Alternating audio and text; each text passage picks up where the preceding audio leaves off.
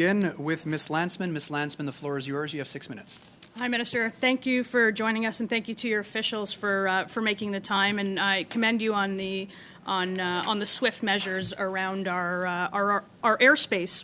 And I know that my colleagues will talk about things that are related to physical security. I wanted to spend some time talking about cybersecurity threats to our critical transportation infrastructure systems, or I would just say critical infrastructure.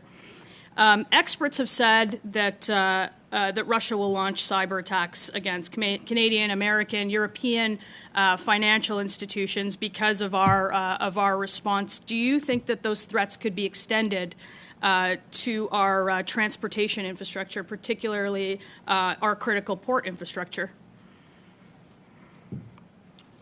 Thank you, Mr. Chair, and thank my colleague for her question and really important question.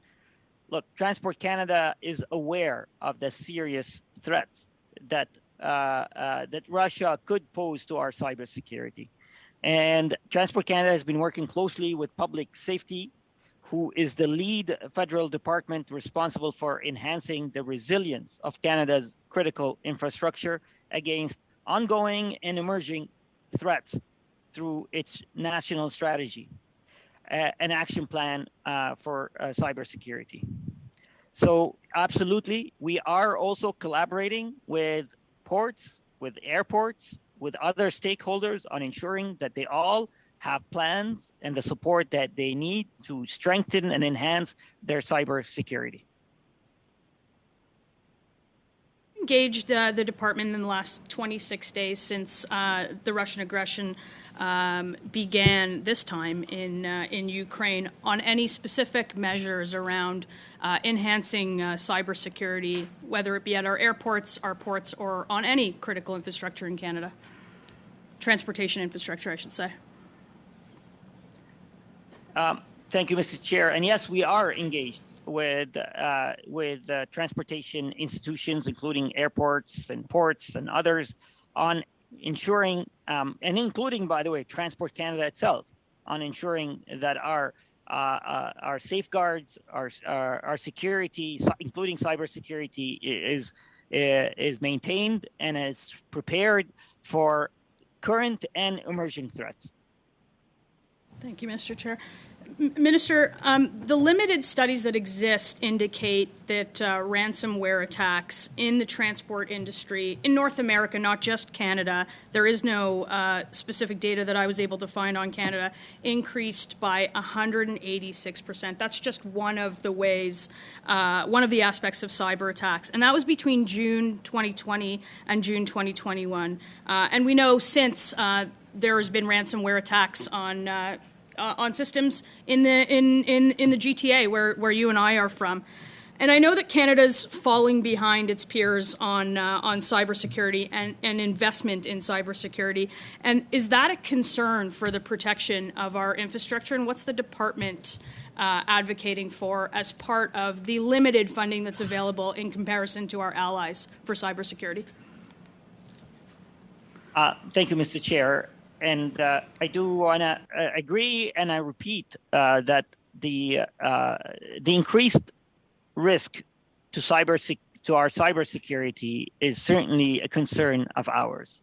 And we've been working collaboratively along with Public Safety, but also the Communication Security Establishment, the CSE, and our partners. So we are regularly sharing and distributing communications and guidance that is issued by the Communications Security Establishment with ports, airports, and other institutions. So we're all monitoring it. Undoubtedly, the risks continue to evolve and increase. And that's why we want to make sure that all critical transportation infrastructure institutions are prepared and ready. I'll stop after this one question. Is there a standard, Minister, or regulatory requirement about how much time, money, or resources are dedicated to cybersecurity in any one of our critical transportation infrastructure networks under your purview?